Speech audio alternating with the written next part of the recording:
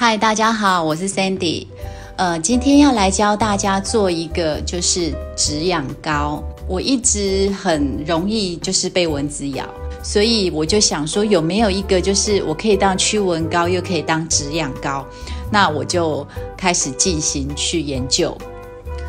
小时候我记得就是被蚊子咬到的时候，有时候奶奶都会拔了路边的大花咸丰草的叶子，然后就帮我擦一下被蚊子咬的地方，那就可以很快退红以及不痒。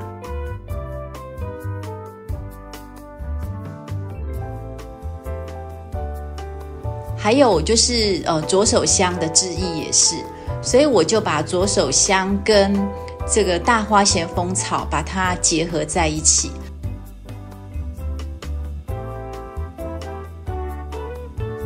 另外呢，我又加了一个比较特别的药草，等一下跟大家分享。那总共你看到的这个盘子上面总共有5种药草，有薄荷，有香茅，有大花咸丰草，还有左手香。那最后我会加一个叫做雷公根。那雷公根油呢，一直我们都知道它非常的好用，尤其在美容用油，我们常常把它当成就是增加皮肤的紧致度，我们把它用这个雷公根油。那这个雷公根油呢，其实就是台语我们常常在讲的叫做含嘎草。那小时候我奶奶也常常会拔这个草，然后炖鸡汤给我喝。虽然我不太知道就是到底是喝什么，可是就觉得好像身边有很多药草都是可以拿来做使用的，所以我今天在煮这个油的时候，也把这个积雪草，就是我们讲的这个雷公根草，把它放进去。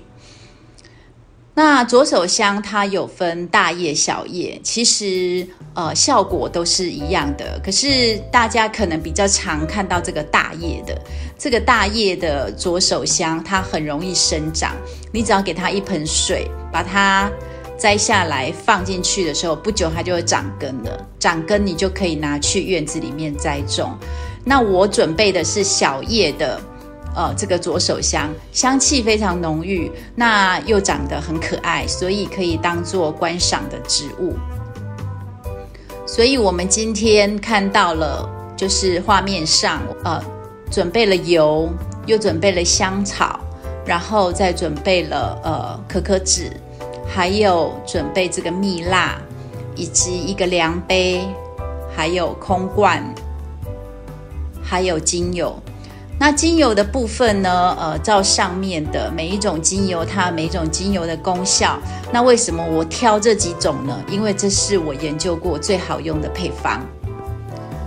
那我们现在要开始来煮这个油，在煮这个油的时候呢，要用非常的小火，记住千万不要让它就是烧焦。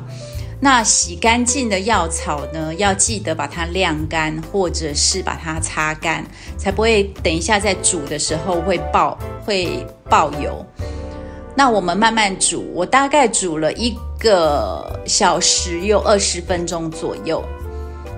那这个在煮的过程呢，整个空气中都是弥漫着这个香草的香味，非常舒服。那我们慢慢煮，把它煮到就是这个叶子看起来会有点酥酥的感觉，然后表示我们的精油已经融化在我们这个橄榄油里面了。好，那我们煮好之后呢，我们要把它沥出来。那在这个时候，因为它的油还非常的烫，所以我们不要在这个时候加精油，我们先把油沥出来。好，那我们把它沥出来之后呢，我们可以找一个罐子把它装起来。因为我把它当成是一个基底油，所以我今天煮了是1公升的油。那其他我今天会用到150公克来做这个止痒膏，所以我把这个油把它先装起来，然后把它收起来。那过1-2天我就可以再做其他的膏。我们看到这个油的颜色是非常翠绿而且漂亮的。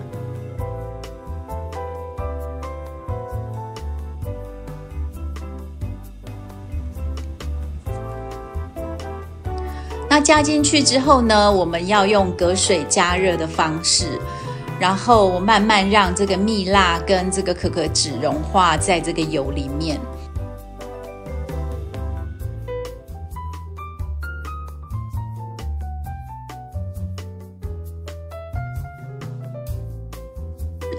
然后慢慢让这个蜜蜡跟这个可可脂融化在这个油里面。好，那我们现在已经就是融化好了，我们把它拿出来之后，我们先让它降温一下。那温度大概是差不多在75度或是60度的时候，你可以慢慢的把精油加进去。那精油的滴数我也在画面写了。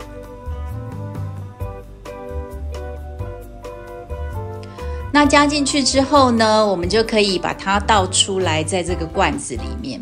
那这个罐子是20克的罐子，所以我可以同时做了就是一个大罐的，还有其他小罐的。然后你再贴上你自己喜欢的标签或是贴纸，那这样就是一个非常好用的止痒膏。那我们有试过了，就是现在被蚊子咬到就是非常痒的时候，插上去大概是40秒到1分钟左右就可以完全止痒，那所以效果非常好。然后早上我发现我的下巴的部分这边有点干燥，所以我也拿了这个油把它擦一擦。那到中午的时候再摸，就整个又恢复到很柔嫩的感觉。所以大家可以试试看，就是这样子的做法，我觉得是非常简单。